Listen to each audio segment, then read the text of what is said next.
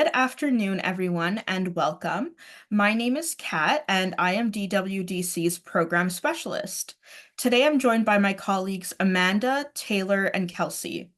We would like to begin by acknowledging that the land on which we gather here today is the traditional territory of the Wendat, the Anishinaabe, the Haudenosaunee, Métis, and the Mississaugas of the Credit First Nation. These nations continue to experience ongoing colonization and displacement. Today, Toronto is covered under Treaty 13 and the Williams Treaties. Dying with Dignity Canada is also mindful of broken treaties that occurred across Turtle Island and recognize our responsibilities as treaty people to engage in a continuous process of truth and reconciliation with all people across this land. So I am thrilled to welcome you today. Through our webinars, we aim to provide you with information and key takeaways, as well as create a space for conversation on end-of-life topics alongside the professionals that know it best. Before I welcome today's speakers, I'd like to go over a few housekeeping items. Everyone on the call today is muted. However, there will be opportunities to submit questions. To do so, please type your questions into the question bar on the Zoom side panel, and we will read it out for you at the very end. Please try to keep your questions as concise and clear as possible. While we're going to try to get to as many audience questions as possible today, unfortunately, we may not get to everybody. If you have any outstanding questions or questions that are personal in nature, please email us on the screen above here, support@dyingwithdignity.ca, and we'll follow up with you there. This session is being recorded, so there's no need to take notes. There's also going to be a post-webinar survey that's going to pop up on your screen after the webinar, and it'll give you the opportunity to share your feedback with us. And now to introduce our speakers for today.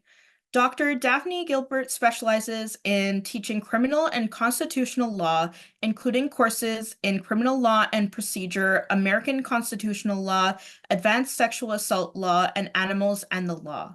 Her research interests lie primarily in the Charter of Rights and Freedoms, with a particular emphasis on equality rights, reproductive rights, MAID, which is medical assistance in dying, and sexual violence. Her most recent work considers the impact of physician and institutional conscience protections on access to MAID and abortion in Canada. Dr. Ellen Wiebe is a clinical professor in the Department of Family Practice at the University of British Columbia. After 30 years of full-service family practice, she now restricts her practice to women's health and assisted death. She is the co-director of Willow Clinic in Vancouver, and she is a board member and the research director of the Canadian Association of MAID Assessors and Providers, also known as CAMAP. Joyce Arthur is the founder and executive director of Canada's Abortion Rights Coalition of Canada, which protects the legal right to abortion on request and works to improve access to quality abortion services. Before founding ARCC in 2005, she ran the Pro-Choice Action Network in British Columbia for 10 years, where she produced the national newsletter Pro-Choice Press. A dedicated and tireless abortion rights activist for over 36 years, Arthur has written hundreds of articles on abortion and other political and social justice issues, and is a media spokesperson and international speaker. Thank you so much to our panel for joining us today. And I'm going to pass it on to Kelsey to get us started with the interview. Thanks, Kat, for getting us started today. And thank you and welcome to our three speakers this afternoon and our wonderful audience that's joining us from all across Canada today. To get us started today, I think we should go back in time a little bit and talk about the history of these two issues that we're focusing on throughout the session. So to get us started, Joyce, maybe you could share with us a bit about the history of abortion and how this came to be a legal option in Canada. Sure. Thank you, Kelsey, and welcome, everyone. I'm happy to be here. So abortion has a long history, of course. In Canada, it was pretty much illegal from, I think, 1869, the law first passed, criminal law that banned it in pretty much all circumstances except to save the life of the mother. And that stayed the same until 1969, when then Prime Minister Pierre Trudeau passed an omnibus bill that liberalized the law to some extent. It required a hospital committee of several doctors to approve abortions if they were being done to protect a person's health or life. In practice, this protected the existing hospital committee system because doctors would band together to escape legal liability for approving abortions. So it was really done for the doctors. It was nothing about women's rights. Then later on, Dr. Henry Morgentaler was involved actually from an early stage, and he started doing illegal abortions in his office, I think around 1967 or 68. The law in 1969 that changed only allowed abortions in hospitals, so clinics were basically illegal. And he continued to do this and actually outed himself and got publicity and eventually just started this big movement. He kept doing abortions. He opened illegal clinics in several cities, including Toronto and Winnipeg. Eventually, it took a long time, several court cases. He went to jail for 10 months. He had the women's rights movement behind him as well, fighting for him, fundraising to pay for his legal battles. Finally, in 1988, it went to the Supreme Court and a decision came down and they struck down the entire criminal abortion law. So suddenly abortion was decriminalized in Canada. And then the then conservative government tried to recriminalize it. They actually almost passed a bill that would have left it up to one doctor to decide whether an abortion was okay and it would still be criminalized. That bill failed in the Senate on a tie vote, thanks to Senator Pat Carney, yay. And so we were left with no law. And that's the way it stayed. The government sort of just thought, okay, this is the big political football. We don't want to touch it anymore. And they just left it alone. And no government has tried to pass an abortion law since. And we're pretty much the only country in the world with no abortion law, and we don't need one. Great. Thank you, Joyce, for that background information. I'm going to turn it over to Daphne now. And the question for you is similar, Daphne. Share with us a bit about MAID, how it became an option in Canada, but also looping it back to what Joyce was saying. There's a lot of similarities between MAID and abortion in terms of bodily autonomy and choice. So could we speak a little bit about any similarities that we saw with abortion becoming an option and MAID becoming an option in Canada? Yeah, sure. So thank you for having me. So I think most people on this webinar probably know that MAID first became legal in Canada in 2016 after a Supreme Court of Canada decision in the Carter case. And the Carter case held that it was a violation of the Charter of Rights and Freedoms to deny capable adults the right to choose to be assisted in their death.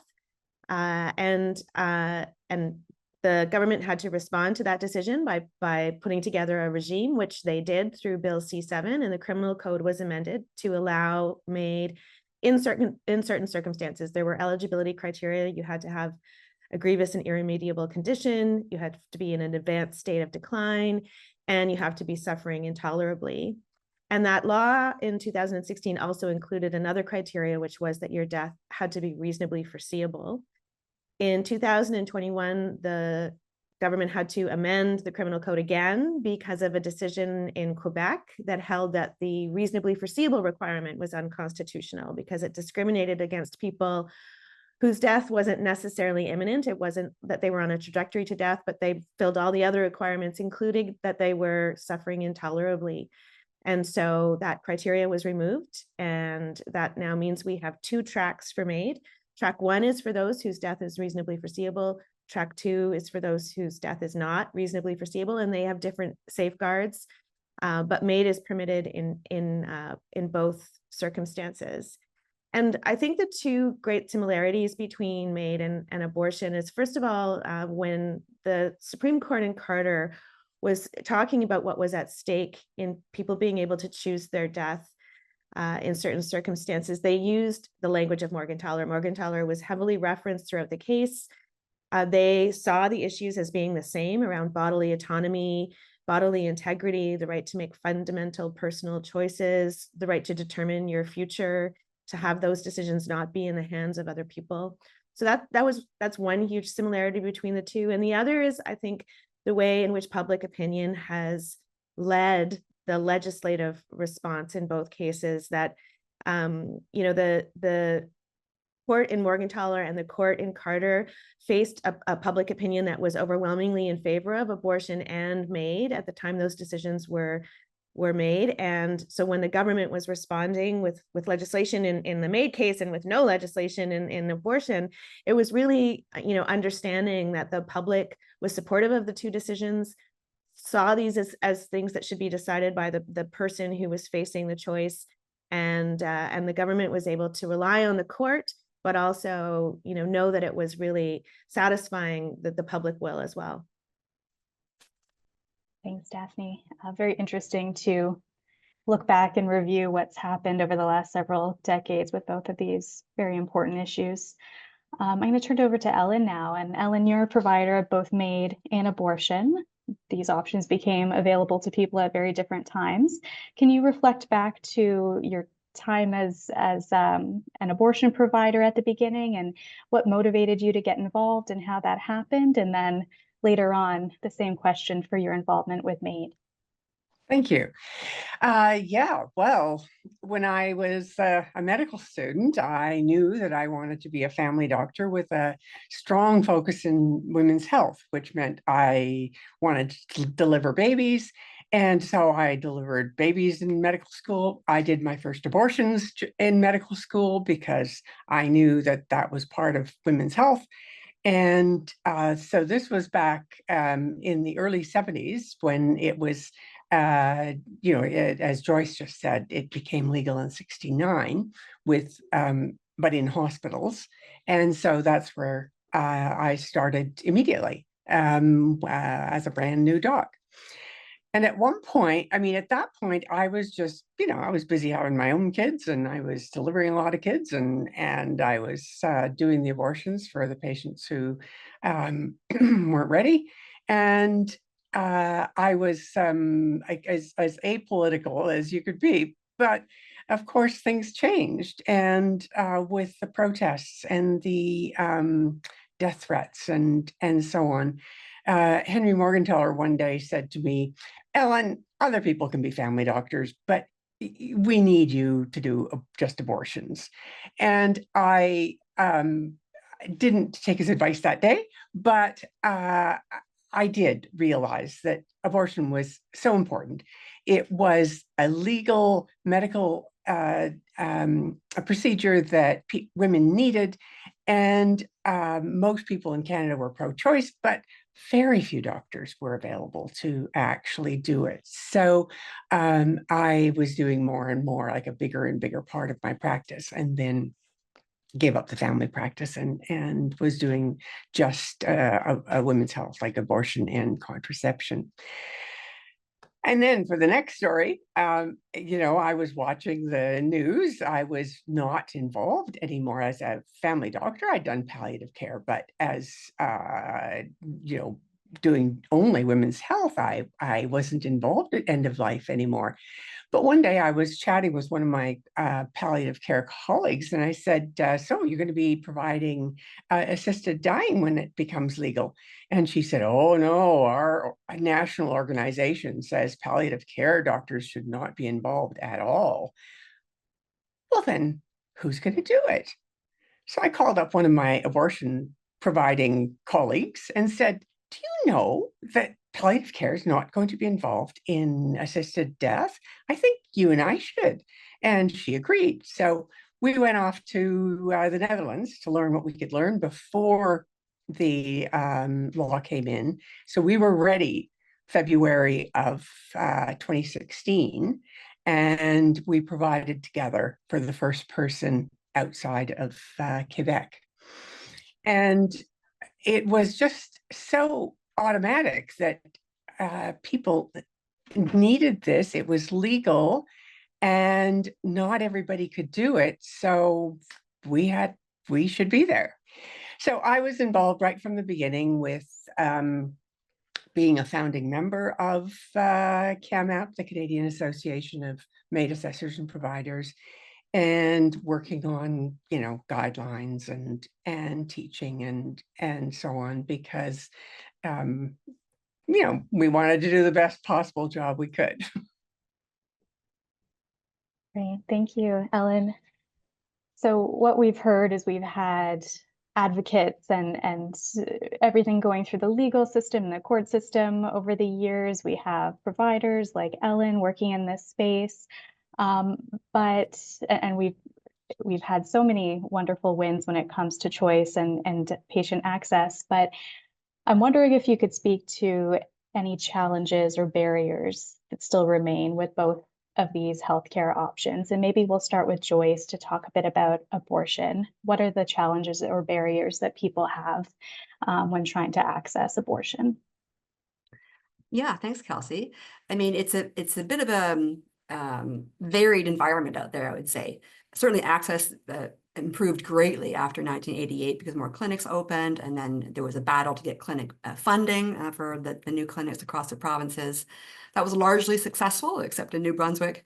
And but I think you could say, like, if you live in Vancouver, Toronto, or Montreal, no problem. You can get access to abortion quite fast and easily.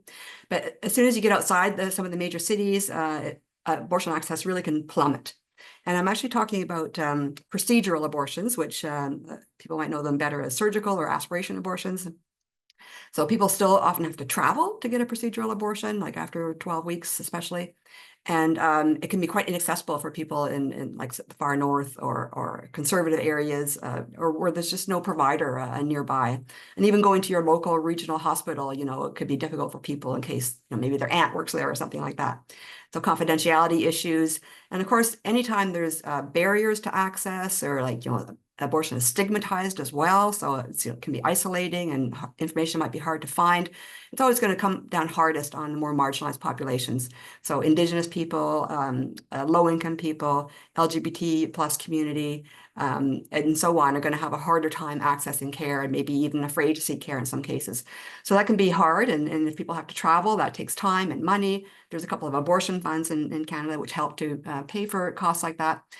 So it still can be a problem. Now, on the other side of it, we have Mifegymiso, which is the abortion pill. I think that has actually improved the landscape quite a bit and still has potential to do much more because you can potentially get an appointment, a video appointment with your doctor, or a telephone call, telemedicine, get a prescription from your doctor, and then go to your local pharmacy to pick it up. And that should theoretically solve a lot of the access problems in terms of geographic barriers. But of course, we still have areas that don't have, maybe don't have a pharmacy or don't have a local provider who can prescribe. So there's always a lot of work to do. I mean, I think if you look at the global picture, Canada is much better off than some other countries, certainly in terms of law, but also sometimes access as well. But there's certainly room to grow. And I mean, we've been somewhat lucky under the current Liberal government in terms of their forward thinking on abortion access and abortion rights. They can always do more. But I'm really quite afraid of what the Conservative government could do in the future if they get in. That could really erode access seriously. And abortion access is something that you need to work on proactively and keep improving it, because if you just leave it alone, it'll erode because people don't want to do it. They don't want to touch it. It's too much of a political hot potato. Thanks, Joyce. And same question for you, Daphne, but about MAID. I think the main barrier is a lack of MAID providers. Just as we're facing a shortage of healthcare practitioners across the country in every area of specialty, but especially in small towns and the rural areas in the north, there can be waiting lists for MAID, and you have to remember these are people who, by definition, are suffering intolerably. So that's a concern. I think another barrier is institutional religious objections. There are many faith-based hospitals across the country, faith-based hospices as well. And MAID is not allowed to be performed in those spaces because of religious objections from the institutions themselves. We always protect the conscience rights of practitioners. No one has to perform MAID or abortion, but institutional objections are much more complicated. We're actually litigating that area right now in British Columbia. Dying with Dignity is a plaintiff in that case. And then I think finally there's the categories that are just excluded from MAID, including mature minors under the age of 18, and especially those whose sole underlying condition is a mental illness. And that's something that we're litigating in Ontario, but it was really disappointing that whole category of people had that exclusion extended for another 3 years to 2027 recently. And so that's, the those are just barriers by way of entire exclusions from MAID. Thanks, Daphne. And you mentioned the mental illness exclusion in 2027. And for those who are interested in learning more about that topic, there's actually a documentary that is just being released today that will be on CBC this evening at 9 o'clock Eastern, I believe. It's called No Way to Die, and it speaks to individuals who have lived experience with mental illness. So that's something to check out if you're interested. It's also going to be available for free on CBC Gem to access at any time. So another resource for people who want to learn a little bit more about that topic. I'm going to turn it over to Ellen now. And as a provider of both MAID and abortion, do you have anything to add when it comes to access issues that you've seen patients express? Oh, yes, frequently. So in both cases, some patients will tell me that their own doctor or other people in the health said that abortion, abortion wasn't legal, that MAID wasn't legal. I mean, that they, or that there was some kind of major barrier that they had to go through that didn't exist. And so, yes, a lot of access. And then what Joyce was talking about, we do telemedicine abortions, but a whole lot of people are in small communities that have a lot of difficulty accessing medications, ultrasounds, that sort of thing. So, yeah. Thanks, Ellen. And aside from the access issue piece, what's the patient experience typically look like for somebody who's looking to have an abortion or looking to access MAID? Are there similarities between the two? Oh, so many. So first, I'd like to talk about is misinformation. So there is such a crazy amount of misinformation out there in both situations. Patients are told that abortions are really dangerous. And remember, these people are pregnant, which means that their option would be to deliver a baby. And abortions have at 1/10 the complication rate, or less than 1/10 complication rate of birth.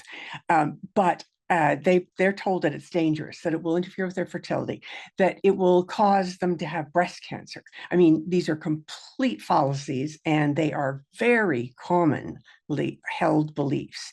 And people will have, heard this from people they trusted and believe it and be scared. And the misinformation around MAID is just nuts. The latest one that I'm having to deal with patients is the waterboarding one. So people, I describe what a MAID death is like, that we give a sedative that makes them feel relaxed and sleepy, and then a general anesthetic where they go into a deep coma. And then after they're in a deep coma, that we give the medication that stops the breathing and stops the heart.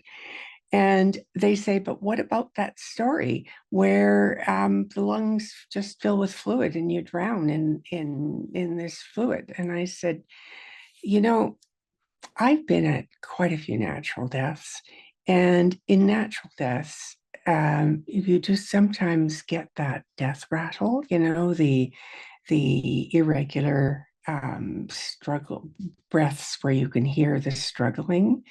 And as with good palliative care, and I don't mean that you have to be in a palliative care unit, but in a good care home, in a good hospital ward, the doctors treat that so that even if it's not bothering a patient, it's often bothering the loved ones that are sitting beside the person who's dying. And you can hear, because you can hear fluid building up in the lungs. In MAID deaths, that doesn't happen at all. I mean, they're in a deep coma, and then it's over. And so there's such calm, peaceful death. And again, this kind of story that has been passed around causes all this extra anxiety. So I have both my MAID patients and my abortion patients have extra anxiety about what's going to happen to them because of all this misinformation. And the other big thing that's the same is the anti-choice movement in both cases and what they do. So I went through the hardest part of anti-abortion activism with protesters and death threats and my colleagues being shot and stabbed and burnt. And there was years when I wore a bulletproof vest to work and fielded a lot of this. And what that does, of course, is cause terrorism, which means that there's even less of us to do the work because other people have to, for their own mental health, step down and become so there was fewer of us to do the work, and we were more and more targeted. And in addition to that kind of targeting, like actually killing abortion providers, there was this constant feeling of being watched. And if a patient had a complication from an abortion, an infection, a bleed or whatever, would go into the hospital and our work would be scrutinized and it was like those terrible doctors who do those abortions, what a mess they make. Not, of course, looking at the fact that 99% of our patients didn't have any complications. They only looked at the ones who did and would be really, so our colleagues really would come down on us. There's an enormous stigma. And guess what? We got the same in MAID. So there is stigma from colleagues, from people, and a lot of oversight, which is fine, except that some of it is abusive and is so complaints from colleagues to the college, which is our licensing board, about our behavior. I mean, I've been through 10 different college complaints on MAID patients. Every one came out in my favor, that I had in fact done everything right. But some of those complaints were sent by colleagues who were doing it just to harass me. So as you can imagine, that causes terrorism, and it means that some doctors aren't willing to do the work for fear that somebody's going to make that kind of a complaint against them for harassment reasons. And yeah, that's something that definitely we're getting. The anti-MAID people are attacking us a lot right now, and it makes work a little harder. Thanks, Ellen, for sharing that and sharing what you've been through over the years, and especially, death threats and that sort of physical safety threats. It's just terrible that you and your colleagues have been through that as you try to provide support for your patients.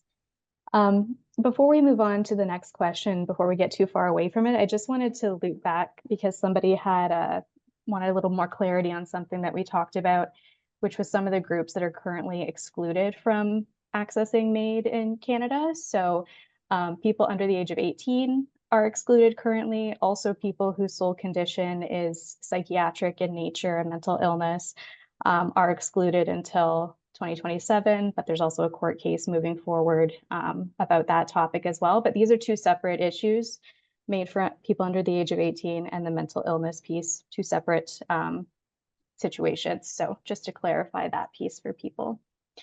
And we'll continue on now and talk a little bit about support. And this is related specifically to abortion. So in all of your opinions, do you think people who are seeking abortions are well supported in Canada at this point? And what do those supports look like? Whoever wants to start is free to Joyce, you want to go ahead? Sure, I can start. First, I want to Ellen, what you went through is just horrible. I remember those years myself. I was very active in the 90s and fighting against the doctor shootings. It was just an awful, awful time. And I mean, to this day, we're still, not doctors, but even me, still having to protect our personal safety. But yeah, the anti-choice movement, I think, is a huge barrier to care in so many ways, because they're the ones spreading the misinformation. They're the ones creating and reinforcing abortion stigma. This has an effect throughout everything from access and the ability of people to find care, their feelings and attitudes about it. There's still a lot of isolation, shame, fear, et cetera, on the part of patients, which is really too bad. We really should be normalizing abortion as a regular part of healthcare. On the good side, though, I think what I've seen just in the last few years is just this incredible movement of abortion doulas, people who support and accompany people through their abortions. There's a number of collectives and individual doulas across Canada now. There's people being trained. And I think this is a huge, huge boost in terms of helping people feel supported through their abortions, and they can access these services for the most part free. And midwives as well can help. Midwives are not licensed to prescribe the abortion pill, but they can certainly help in all other aspects of abortion. There's various programs in Canada that are doing that. So there's always lots being done to increase and increase that support, and different projects that are funded by the Liberal government, for example, to different programs and things to increase access for, say, marginalized populations. So that's the good part. I also wanted to mention something about, because Daphne touched on it, like hospitals can refuse, Catholic hospitals will not do MAID. And of course, also the same, they will not provide abortion or contraception. And this practice is known as conscientious objection, but there's a new term for it that I prefer. It's called belief-based care denial, which makes clear that it's being refused for basically ideological reasons. Certainly institutions should not be allowed to refuse care. And I believe that if a doctor doesn't believe in abortion, he should not be getting involved in the obstetrics gynecology discipline, or maybe not even become a family doctor. That's when you can exercise your conscience. But your job as a doctor is to support and help patients and provide care. That's the very essence of medicine. But I think it's a huge thing in Canada. This belief-based care denial occurs across reproductive health care as well as MAID. And, considering that Canada has a very liberal legal environment and very high support for abortion rights and also MAID as well, it's ironic that doctors have pretty much free reign to refuse care with no repercussions. Thanks, Joyce. Daphne or Ellen?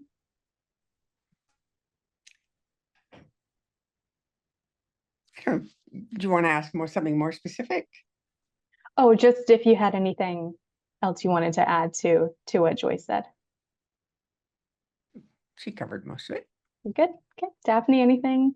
Well, I'll just say every year I lecture at the medical school here in Ottawa in a unit on reproductive health around physicians' legal obligations with respect to counseling around abortion. And I've been doing it probably almost 20 years now every fall. And I have noticed, that every year there seems to be more and more support amongst the physician trainees for abortion. I think that, hate to be ageist about myself, but the young kids, the young generation these days, I think are much more aware of what's at stake when abortion is not accessible. And I certainly think that the availability of medication abortion has brought a lot more family doctors into the fold of abortion providers, which is a huge benefit to patients, because that's usually most people's first place that they go to when they have any kind of medical issue is their family doctor, if they have one, if they're lucky enough to have one. So, I think that is a hopeful support for abortion rights going forward, is this younger generation of medical professionals coming up. Okay. Thanks so much. So the next question is related to support as well, but this time for people who are seeking MAID. Ellen, do you want to get us started with that one? Do you think that there's a lot of support? So there's been a huge change, right? In 2016, there was no infrastructure of any kind. And that first patient that my colleague and I helped in February of 2016, we weren't allowed to have a nurse come in by the nurse's licensing body. We weren't allowed to have to prescribe a lethal dose of medication because the pharmacists weren't allowed to dispense it. And so those problems were solved. And in my province of BC, each health authority has a MAID coordinator that helps people get attached to a provider and gives them information. And so that's very, very helpful. Unfortunately, the services haven't grown with the need. So at this point, the demand for service outstrips the services for support. And so we don't have as much support as people should have. And BC is actually better than some of the other provinces for support. Thank you. Daphne, anything to add about supports for people accessing MAID? Again, I think like everything, if you live in a city, there's resources. Certainly Dying with Dignity Canada has chapters across the country that are really active in education campaigns and in being a resource for information for families. Also, we have an organization called Bridge C14, which works directly with families who are on the MAID journey, and they have chapters that across the country that can be really helpful. If you come from a certain socioeconomic class and you have access to the internet, I think you can find support. I think it's much more difficult for people living in poverty, living in marginalized circumstances, for people who aren't sort of in the space of being able to just access organizational resources. That's a lot harder. And I think again, at our hospitals here in Ottawa, at least, we do have great MAID coordination. We have people designated to do that, but that's because we're in a big city, in a big center. I don't think that's true across the board, but there are places that people can find information, and increasingly, that's easier to do. Mm-hmm. Yeah, and accurate information is so important, as we've talked about already today. There's so much misinformation and myths and all sorts of things out there. So having a reliable source to get that is really important. The other organization I just wanted to mention is MAID Family Support Society, which also provides some emotional support to people and their families. So that's another one operating all across the country, which is great. So Joyce, I'm going to turn it over to you, and we're going to talk about some of the hostility and opposition that we've seen recently. We've seen a lot coming out of the US, and the climate has, for me at least, it seemed to have switched a little bit, with a lot more dialogue about abortion and abortion access. Has that impacted what's going on in Canada with abortion, or do you think a lot of this and what happened with Roe v. Wade is more centered just on the US? Certainly there has been impacts. I mean, Canada and the US, they're very different countries with different political systems. But when Roe v. Wade was overturned in June 2022, I know it caused a lot of fear and upset in Canada about, like, can this happen here? What should we do? And but I think some of the reproductive rights groups in Canada, including ARC, we kind of tried to take the bull by the horns and use this as an opportunity to say, like, hey, like, before we start welcoming, like, millions of Americans up to Canada to have abortions, which never happened, by the way, let's make sure that we have access here for Canadians first, because our access is not good enough. We need better access. We need funding. We need all kinds of other supports. And so we were able to use that to basically convince the Liberals to to start the Sexual and Reproductive Health Fund, which has given out, about $50 or $60 million so far for community projects. And we're still trying to convince them to give even more funding. But the point is, we kind of try to quell some of the rumors and misinformation about things like Americans coming up across the border, which was not realistic, because there's abortion funds down there in the US that will help people. And I think that because we have a pretty secure legal system, I think abortion, you can argue that it's pretty much protected by our Charter of Rights and Freedoms under bodily security and other rights. So it is access, really, that is the main thing that we have to worry about here in Canada. And in terms of, obviously in the US, the anti-choice movement is strong. They're basically running the Republican Party. So that's very scary to see the polarization, the extremism. We don't have that to anywhere near the same extent in Canada, but I don't want to be in any way apathetic, because we've seen signs that it's growing. I mean, think about the Freedom Convoy in Ottawa a couple of years ago. because the surge in conservative voting, for example, here in BC. So those sentiments are there, we have a lot of right-wing people here in Canada, and it's just a question of like, how do we make sure that we maintain our rights and stay loud and proud about it? For example, I think it's really just important to keep talking about abortion rights and holding politicians to account. But yeah, it is a scary thing to see what's happening in the US. At least it makes you realize that you can never, ever take your rights for granted. And so that's an important lesson that we need to apply to Canada continually.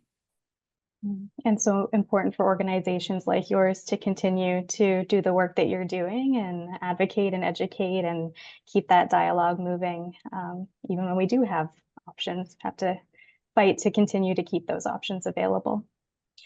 So what we've seen with both MAID and abortion is that public support remains quite high for both of these options, but we still see barriers, we see some hostility, we see all these other things happening. Can you speak to why you think that is and why there is that disconnect despite most people being in support of both MAID and abortion? And maybe we'll start with you, Daphne, on that.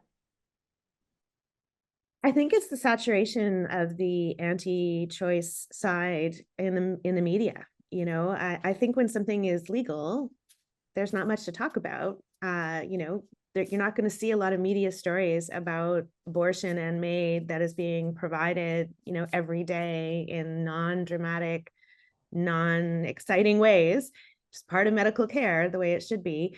But people love to stir up stories in the media. The media is always looking for an angle, and the anti-choicers in both camps, I think, are organized. Certainly after what happened in the United States, they were galvanized, and here in Canada as well. And I think, we are in general seeing a rise of right-wing politics, far right in some cases, but certainly just conservative right-wing. Political dialect is much more common and powerful now. I think there is also a bit of a snowball effect, certainly with MAID. There has been a lot more toxicity around MAID in the media in the last year. And I think of that as, just sort of a bit of a snowball.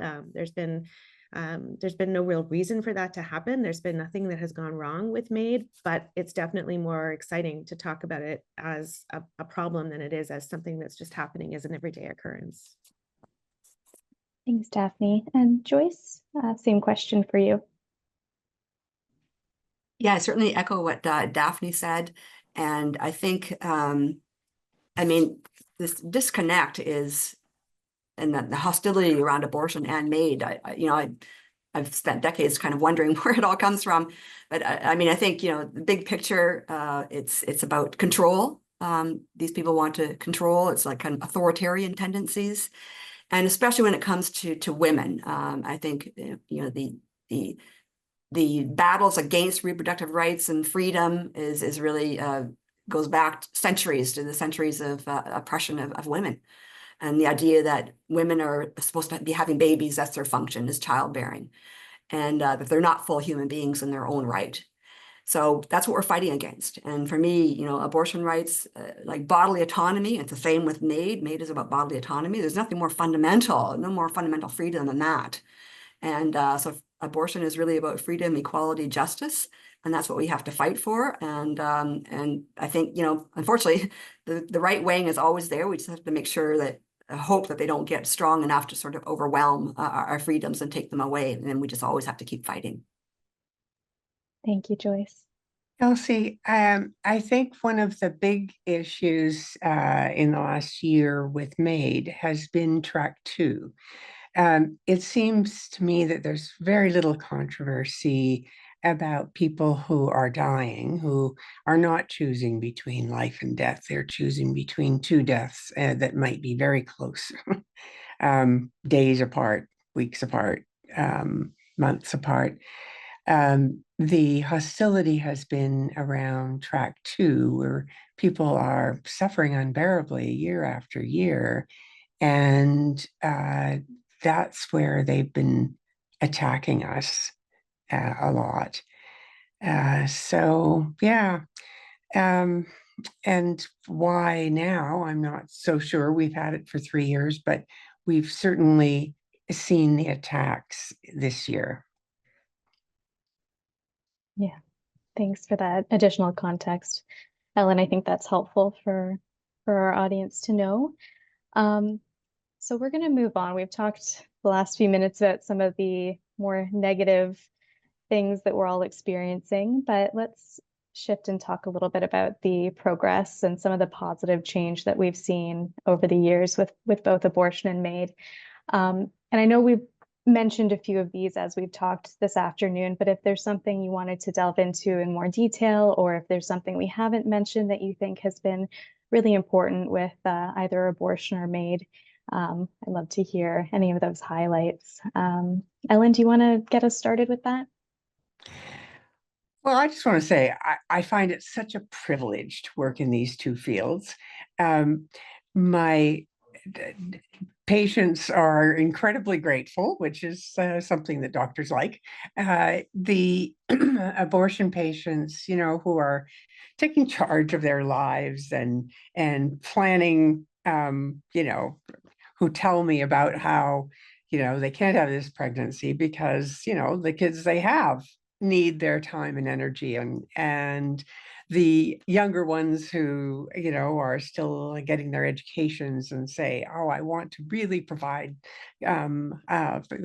create a really good family, and to do that I need to have my education and so finances and so on. And I love that. That's just so great being a part of that. And my patients who are asking for assisted deaths, they again are taking control over a sometimes tragic situation of a younger person leaving behind young family members and so on. And it's awful, but at least they get a little bit of control of that horrible situation. And it's so nice to be a part of that.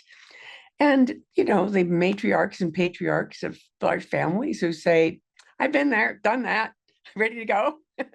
It's lovely to be a part of all of that. So just wanted to bring out that part of the positives, that it's really good work. Thanks so much, Helen. Joyce, do you want to continue that question? Sure. I mean, I think there has been a lot of highlights in terms of advances in abortion rights and access ever since 1988. I mean, I look at back at all the legal cases, for instance, like the anti-choice movement has tried to start many legal cases, trying to get fetal personhood or more laws or whatever. And every single case has always failed and gone in favor of women's charter rights and abortion rights. So that's very encouraging. There's been a couple of recent decisions about anti-choice bus advertising that were maybe a little bit more 50-50, but it's okay. So I think that's encouraging. And, looking again at the United States, it's been really heartening to see the huge majority support for abortion rights, the anger of women down in the US. And I really think that Kamala Harris is going to win because of the abortion issue and women's vote. And so we see it up here too, of course, with strong public support for abortion, and that in itself makes it hard, I think, for any conservative government to restrict abortion in any way. So we have some insulation there. As I said, we always have to be vigilant and keep protecting our rights. But I think overall, in my time as an activist since 1988, I've seen really a string of pro-choice victories over the years, not very many setbacks at all. There's a huge community across Canada, not just activists, but people like Ellen and other doctors, academics, everyone working hard to protect abortion rights. And so I feel very encouraged by that, the strength of the movement. Absolutely. Thank you, Joyce. And Daphne. Well, yeah, I just think what Ellen and Joyce said is so true. And, in terms of MAID, I do think it was a positive development when the government amended the legislation to drop reasonably foreseeable as a requirement in all cases. I thought that was a recognition of the key part of MAID, which is to alleviate intolerable suffering for people who, who have, have in many times spent, many months or years in suffering. So I thought that was a positive development. I'm, hopeful about the litigation that we have underway, and I'm hopeful that the government might act before we need to pursue litigation, especially, for example, in advance requests. So, I think there is space for more to be done, but we do have victories to look back on that are heartening. Great. Thanks, Daphne. So we've learned a lot today about advocacy and what our speakers and others in the space have been doing for many years, if not decades. But for those who are on the call today, on the webinar, if they're wanting to get involved with either MAID or abortion advocacy, what can they do to get involved? Daphne, do you want to start? Joyce, go ahead. Yeah, because we're an advocacy group. So basically, well, I was just at a conference on the weekend and doing a presentation about how to talk about abortion. So I've been thinking about that a lot. And I think the first prescription is talk about abortion. Learn about your rights, talk about it with your friends and family and networks. If you had an abortion yourself and you're willing to share your story, please do so. I think storytelling is really powerful. You can write letters to the editor, write to your MP and your other local, your elected representatives, and tell them how you feel and that you're holding them accountable to support and defend abortion rights. So there's so many things you can do just to be active in that way, and little things like that anybody can do. And I think it's really important because when politicians hear lots of chatter about abortion and abortion rights, they're going to be much less likely to try and take away your rights. And then other things you can do is, you can organize your own rally or march if you want, if you're game for that. You can join a pro-choice group, become a volunteer, you can donate. But yeah, I think the main thing is just be aware of your rights, and also you can, if you know your rights and also how to access abortion, you can help a friend who becomes pregnant. You can give them advice and support them as well. So I think supporting other people in your life through abortion is very important. Let's remember that 1 in 3 people capable of pregnancy will have an abortion at some point in their lives. It's a pretty common procedure. So it's part of why we're trying to normalize abortion, and everyone can participate in that normalization. Great, thanks, Joyce. Daphne, Ellen, anything you'd like to share about MAID? Just the misinformation stuff, I think. All of you could be helpful there. No, we're not trying to kill off our marginalized people. The majority of our patients are the elite, like us, people who are used to being in charge of their lives. And no, we do not torture our patients at the end. We give them very calm, peaceful deaths if that's what they want. What do you say, Daphne? Yeah, I mean, I think it's interesting that Joyce said the one of the big things you can do is just talk about abortion, and I think that's true about death generally. I think being much more open about the reality of death as part of a cycle, and that this is a part of life, and MAID is now just another option amongst the various ways in which people may end up dying, and we need to be able to talk openly about that. But with MAID, we do still have legislative changes that need to be made, especially for advance requests for people with a dementia diagnosis. For example, for people with a mental illness, we are still fighting the battle around religious obstructions. And so there are ways in which people can advocate to their political representatives about making those legislative changes. And, there's a lot of work that is being done, behind the scenes by organizations like Dying with Dignity, like ARC, that, are run in large part on donations. And so that's another way that people can get involved, is to help with those fights that are happening, that are ongoing. Thanks, Daphne. And you mentioned a lot of things that are in motion right now. A lot of things might be changing, hopefully, in the next little bit when it comes to MAID. And we're going to be keeping our supporters up to date on all of these things, as well as ways they can get involved. So if you're not on our email list already, please do sign up. And we'll be sure to let people know how they can get more involved as things continue on. So one final question before we get to some of the audience questions that just came in. If there's one thing you'd like to see changed when it comes to either MAID or abortion in the next several years, what would that one thing be? That could be related to access or eligibility when it comes to MAID, anything that comes to mind. I'll start and just Daphne? this is something I say to my students all the time. I would be happiest if nobody was talking about MAID or abortion. If it was just something that was happening, like all other medical procedures happen. Sure, talk about the shortage of doctors, talk about long wait times, that kind of thing. But in terms of, whether or not and should it or shouldn't be happening, I'd be really happy if that was just something that was so normalized that no one was talking about it. Thanks, Daphne. Ellen? Oh, Daphne said it. These are both, legal medical procedures that should be talked about within the, group, like the family, the caregivers, just like normal choices and normal parts of medical care. Thank you. Joyce? I totally agree with that. I think, if abortion was normalized, if there was little or no stigma, everything would improve across the board. Suddenly you'd have more people, more providers interested in providing abortion and MAID. You wouldn't be having interference from anti-choice politicians. They wouldn't dare to even suggest that, that women's rights should be taken away, which is basically what they're doing.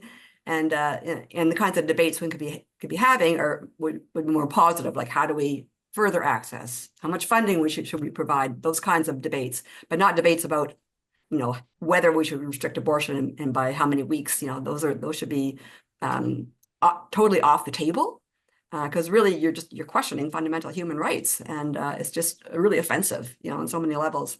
So I think normalizing abortion, removing the stigma, and my dream sort of is just to we'll never get rid of the anti-choice movement entirely, but let's try and minimize them, put them in a small corner as much as we can, and let them stay there. Thank you.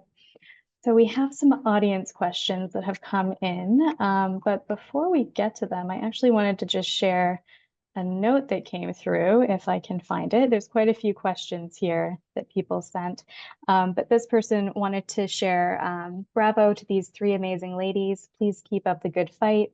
Proud that we have access to abortions and MAID in our country, but I know it is still an ever-growing battle to keep these rights. That's why I'm a proud supporter of all of you. So I just want to echo that. It's been wonderful to have all of you today and to hear about what you have done and continue to do to support people and support choice in Canada.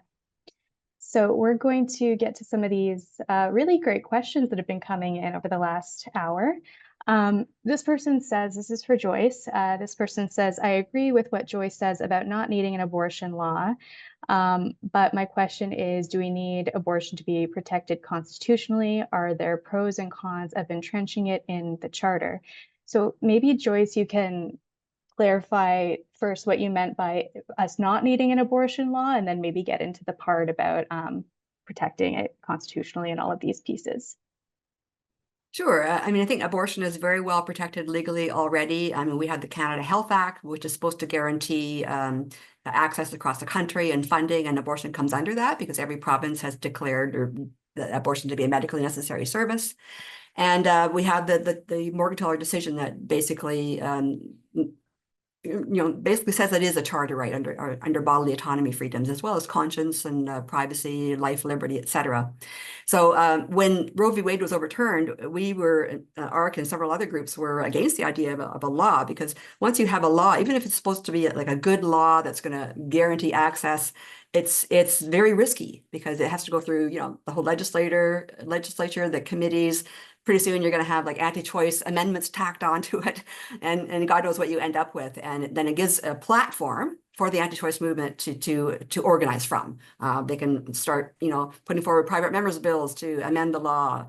Conservative government can repeal it or amend it, and all kinds of bad things can happen. And so we don't think we need a law at all. We can use the existing protections that we have to keep abortion as healthcare and normalize it.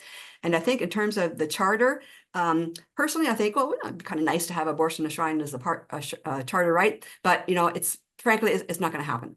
And first, I want to just mention the example of France, because there was a lot of excitement earlier this year when France enshrined abortion as a right in their charter. They have a much, much easier process than in Canada. But also, let's not forget that France has a 14-week gestational limit. So that charter protection of the constitutional protection of abortion in France ends at 14 weeks. So it's kind of like, it's symbolic. It felt nice, but it's symbolic. It's not going to really do much. I did do some research into the idea of enshrining abortion into the charter here in Canada. It is virtually impossible to do. Like, it is a fool's errand. So I don't think that we would ever try to do it. Thank you, Joyce, for that explanation. That's really helpful. Daphne, I think I'll direct this question at you. How can we stand up to religiously affiliated institutions that wish to curtail bodily autonomy? Well, it's very hard. The institutions are controlled by very powerful people in this country. The charter challenge that we have launched in British Columbia is against St. Paul's Hospital, which has a policy of not allowing MAID and many other procedures, as Joyce said, too, not contraception, not abortion, other kinds of care for trans individuals, for example. So, we're hoping to get a decision in British Columbia that says it's unconstitutional for a publicly funded healthcare institution to deny legal medical care. If we get that decision in British Columbia, hopefully there will be other provinces that see the writing on the wall and stop that from happening. But certainly what is helpful is for people to talk publicly about the times that they have run into religious barriers in care. I think we need to have a conversation about how often it's happening and how serious it is when it does happen. Here in Ontario, there are several hospitals, one in my city of Ottawa, that fall under a religious umbrella. And it's important that we continue to pressure institutions to think about the position that they're in as receiving all of their funding from taxpayers. All of their funding is public funding. And it's to me, I don't understand how that can be happening in 2024, right? And these institutions are not religious in the way that they carry out medicine. They don't only employ religious-minded people. They don't serve only religious communities. So hopefully our litigation in British Columbia will be successful, and then it'll domino across the country. Wonderful. Thanks so much, Daphne. Next question is for Ellen, and this is about training doctors. So this person's asking if MAID and MAID legislation is taught in medical schools, and if doctors and other healthcare providers are encouraged to become more involved in this area of healthcare. Yes, but it's spotty. So I do training for family practice residents in BC, which is helpful so that they get some training, but it's not required, and it's spotty. So not everybody is getting what they need. Thanks, Ellen. That's good to know. And if we have medical students or other healthcare providers on the call today who are interested, I'm sure we have many MAID providers and assessors who would be happy to talk with you. Joyce, I'll maybe direct this question for you. I think you were the one who mentioned the abortion doula movement and people involved in that area. If somebody's looking to find an abortion doula, how would they go about doing so? Yeah, we have a clinic, abortion support and clinic list on our website. You can go to our website, just search Abortion Rights Coalition of Canada and click on clinics. You'll find the list. There's a whole section devoted to abortion doulas, some individuals, but also collectives and different groups across the country. So you can make a connection there as well. Some of them do trainings. So I think the pioneer in abortion doulism in Canada is the Atlantic Abortion Support Services, which is based in Nova Scotia. And that was started by Shannon Hardy. So she does lots of trainings across the country. And you know, I've come across lots of people who have had abortion doula training. People are like our volunteers and board members. Some of them are doulas. It's a very, really nice thing for people to do. And I don't think I mean, doulas are not like certified, but it's really something important that you can do to support people going through an abortion. Thanks, Joyce.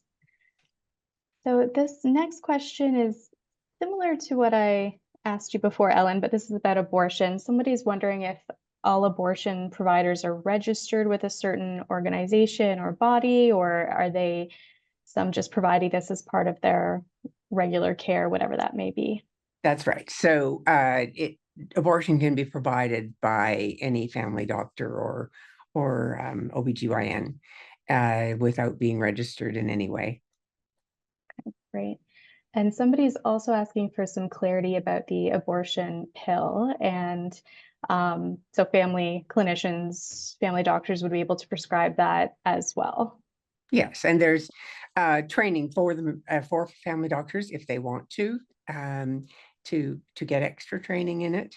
But yes, and you know, in BC we have a support line for doctors who want more information to help a particular patient. And also nurse practitioners can prescribe mifegammiso, the abortion pill, and midwives in Quebec only. All right, good to know. And nurse practitioners across Canada, Joyce, is that right? Okay, great. And for folks who don't know, nurse practitioners in most places across Canada can also provide MAID. So it's an additional fact there for those who weren't aware of that. So this person's asking about the laws regarding abortion and protection of doctors, nurses, and hospitals, and if there's any laws that exist, I'm assuming to protect the doctors who are providing abortion, or maybe those who aren't. So I'm not totally clear on this question, but any comments that any of our panelists have about that? Well, we got the bubbles, which were very helpful. But again, this was years ago when we would have the protesters right in our faces at the doors when we go in and out of our clinics. And that, you know, was tough on us, but it was also really tough on our patients, terrible for our patients to have to go through these protesters showing, you know, horrible pictures and yelling at them and so on as they came into our clinics. So we got those bubble laws, which meant that the protesters had to be a certain distance away. And that made life both for us and our patients much better. Yeah, I think the buffer zone laws have worked very well, and they are in 6 provinces now, and most of them are following BC's example, which was the first one to pass in 1995. The rest were more recent. So it makes a big difference in terms of the safety and the privacy of staff and the patients. And also most of these laws protect not just, you know, a zone around the abortion facility, but they also protect providers from harassment in general, like hate mail and things like that. So that's a kind of a bonus. And they also protect providers' homes. Not just doctors, but anyone who works at a clinic. So there's quite a bit of protection there, and they seem to have worked quite well. So I'm really happy. That's a good example of laws that have passed that are positive laws that really support abortion access and protect patients and providers. Thanks. Stephanie, anything to add to that? Okay, we have another question. So Joyce, you mentioned with everything that happened in the US that there was discussion about people coming up from the US to access abortions here and that didn't end up happening. If needed, are Canadian doctors and nurse practitioners permitted to prescribe the abortion pill or perform surgical abortions on non-residents, people who aren't with the Canadian healthcare system? Is that something that could be done if needed? I mean, in a guess- place like Vancouver, we have a lot of people who aren't citizens. I mean, they're students, they're visitors, and yes, we're allowed to take care of them.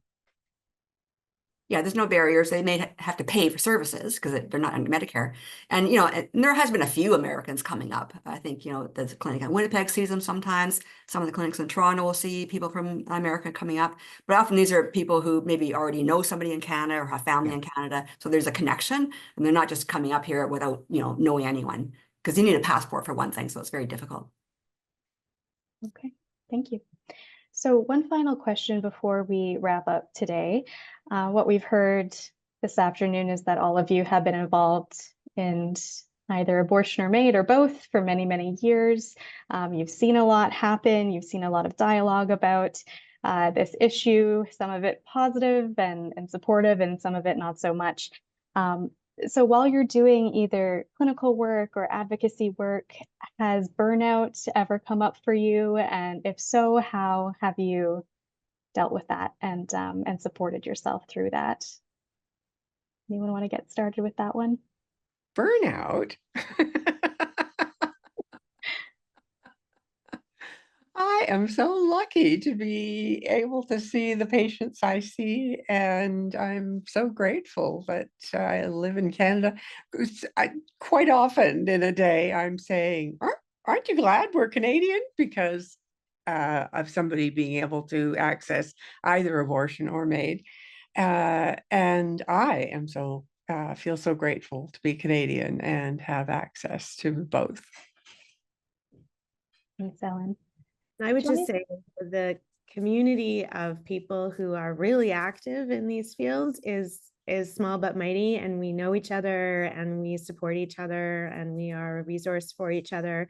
But also, like, events like this one are a huge motivator, because if people are interested in listening and learning and talking about it, and that's that made my day, right? That's awesome for me. I have captive audience of students in my law school that have to sit there and listen to me. But it's really nice when people are choosing to enter into this discussion. And then it's very motivating and very uplifting, and it really helps with giving you the necessarily oomph to continue on. Yes, I echo that. It's really the community and your fellow activists that who support you and lift you up. And I mean, I don't care what the anti-choice people say about me. They can say all kinds of nasty things. It doesn't bother me at all. But I want to make sure that I'm there helping the movement and making sure that the rights are protected and doing whatever I can. And I just have a passion for the issue. I've been involved in it for so long, and it just feels like a privilege that I'm able to do this work and that I've come so far in it as well. It's like kind of amazing to me, and it's fantastic. Thank you all so much. We're going to wrap things up here. I think we could all stay on for many more hours and continue to talk about both of these topics and the wonderful work that you're all doing in the space. But we will end it here. And I want to thank our audience as well for all the questions that they sent in ahead of time and live during the session today. We hope that you found the webinar worthwhile. And thanks to the generosity of our supporters, we're able to provide webinars like this 100% free of charge, in addition to our other compassionate services. So if you are interested in paying it forward and making a donation today, there's a link in the chat for you to do so. We thank you for your support. We thank you for all the dialogue that we're able to have today, and we hope you have a wonderful afternoon. Thanks so much.